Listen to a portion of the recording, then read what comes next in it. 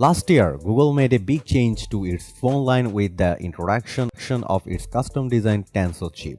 By focusing on increased AI and machine learning performance, the company was able to create more advanced apps and features for its handsets without needing help from the cloud.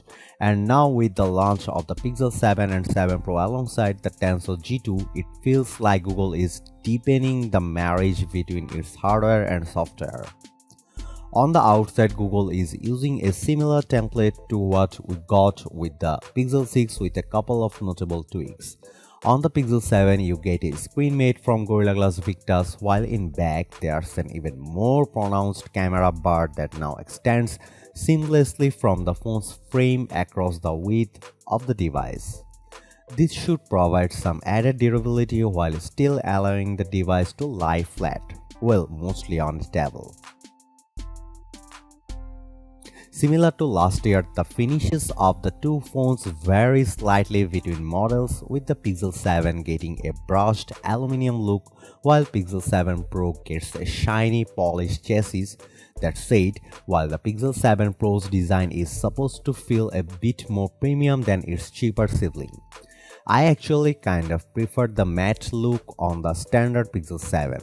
And for what it's worth, I think the Pixel 7 has slightly more fun colors as well, with options including snow, obsidian and lemongrass compared to the slightly more sedate snow, obsidian and hazel paint jobs on the 7 Pro. And while I am sure I am not the first person to notice this, I still can't shake the feeling that the back of the Pixel 7 looks like a character from Among Us. So depending on your taste, the Pixel 7's design could be very hit or miss, but I am enjoying it so far.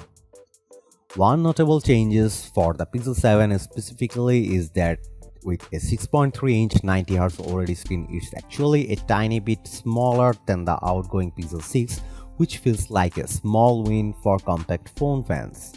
It's not so much that it feels like a huge difference compared to the previous model, but it might be just enough to make the device feel a bit nimbler, especially if you don't have huge hands.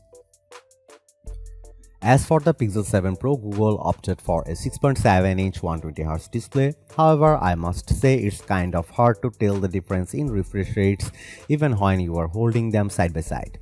And while it doesn't show up on a spec sheet, the Pixel 7 Pro's glass is 20% flatter, so there's a bit less distortion around the edges of the screen.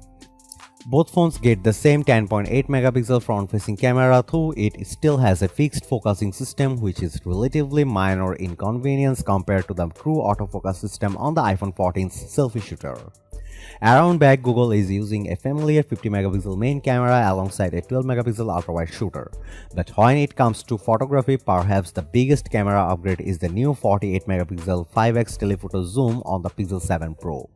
Not only is it longer than the Pixel 6 Pro's 4x lens, Google also redesigned the way the camera pushes in to capture more detailed images throughout the phone's entire range. Similar to before, from 1x to 2x, the 7 Pro uses the 50-megapixel main shooter to take short-distance shots and then crops as needed, but from 2x to 5x, the phone fuses images from both the main and telephoto lenses to create a more detailed composite. Then between 5x and 10x switches completely over to the zoom cam, with Google using pixel binning to reduce total resolution down from 12 megapixel. And then above 10x, the phone uses full res crops from the telephoto cam before the phone hits its full 30x magnification. I know this is all extremely techy, but the end result is a much smoother zoom experience across and more detailed shots that look better than anything I have seen from practically any other phone. That said, I am going to want to do some more testing before I make any final judgments. Some of the new camera software also looks impressive. There's a cinematic blur feature for video that adds a soft bokeh to the background of your clips while still supporting full 10-bit color with HDR.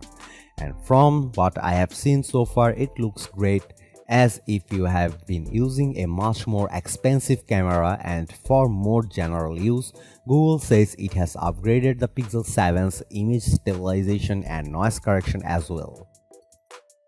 Meanwhile, for photos, Google says the Tensor G2 helps improves the Pixel's face unlock tool and speeds night sight processing by up to 2x. There's also a new photo unblur feature that can sharpen pics regardless of when it was taken or what camera they came from. Google says all the processing for photo unblur is done locally on the phone, and in a brief demo, some of the results were so good they were kind of hard to believe.